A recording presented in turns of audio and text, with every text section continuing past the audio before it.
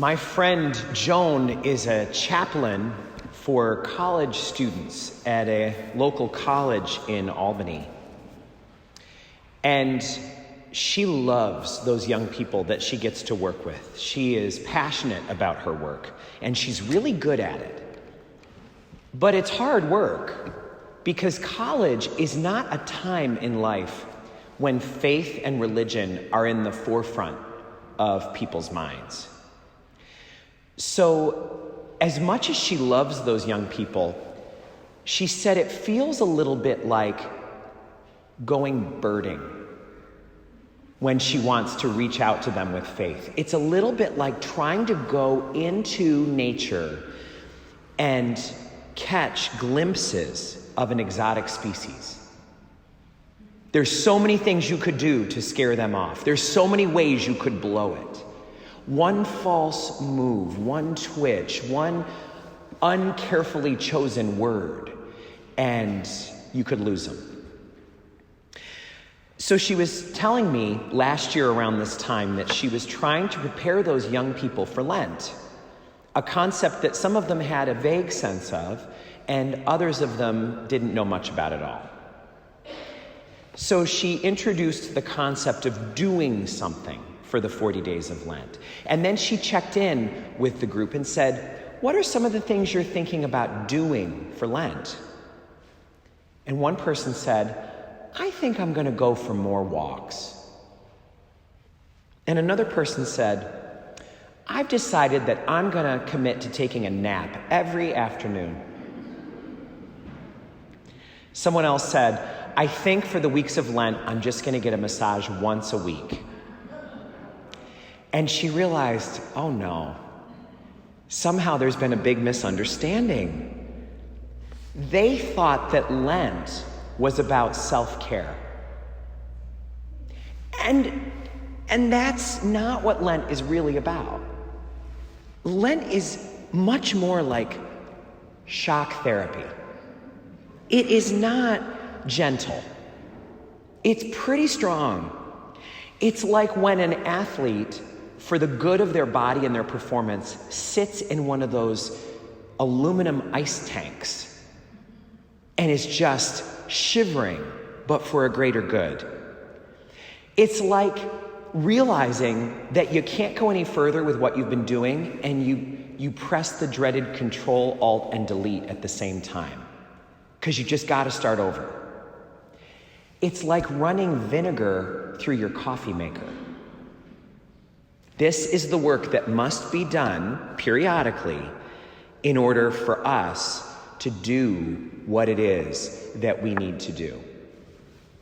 And the shock therapy begins today. What Deacon Dave and I are going to say to you when we receive our ashes is, hey folks, let's remember something. We're all dust.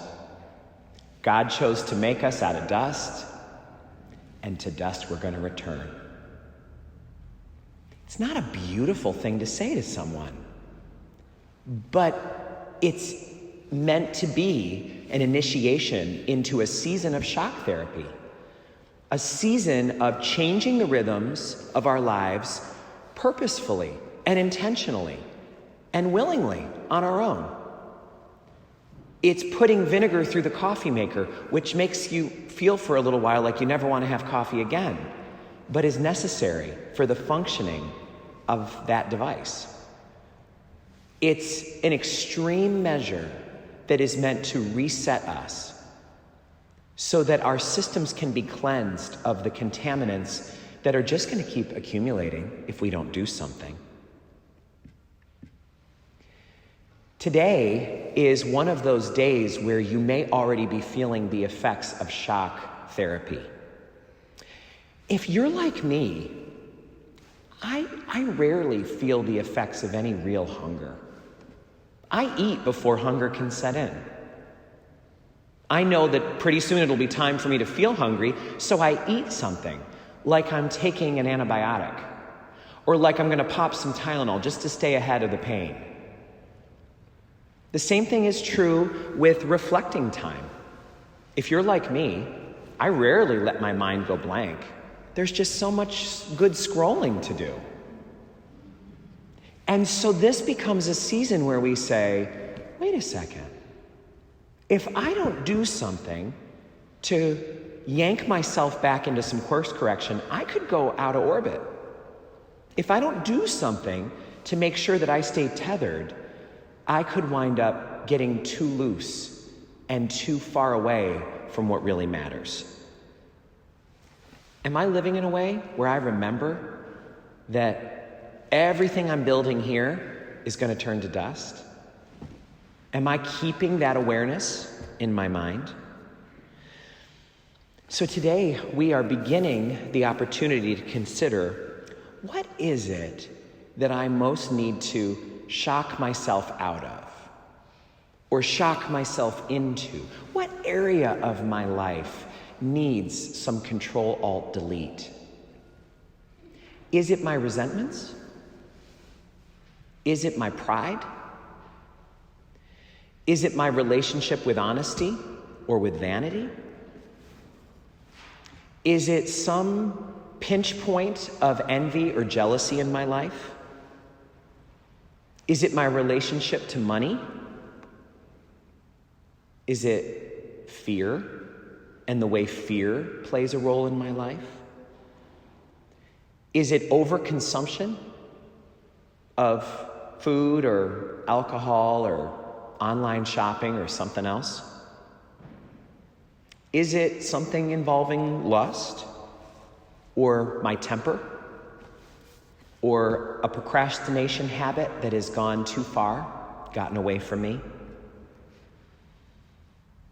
As a parish this season, we're going to try to help each other with a little bit of an aid, a little bit of a tool, and it's this book, Holy Moments, which we're giving out at all the masses this weekend.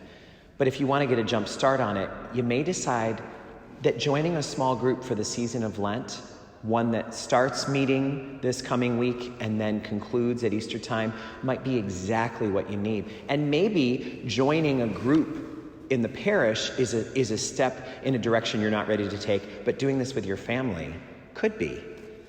We're going to have homilies based on it, and the scriptures are going to dovetail beautifully with it, and there's going to be aids and tools that we'll give you to help you along the way. If that sounds like something that you're thinking on this first day of shock therapy, maybe I need that. You can sign up at the welcome desk, and Ginny will be glad to give you a copy of the book. For everybody else, we'll have them at the masses this weekend. The goal will be that 40 days from now, we will have prayed more. We will have disciplined ourselves. We will have given away some money to some people or organizations that need it. And only then, at the end of this, will we realize that prioritizing our spiritual growth is actually exactly what those college students were hoping for. It's actually the best kind of self-care there is.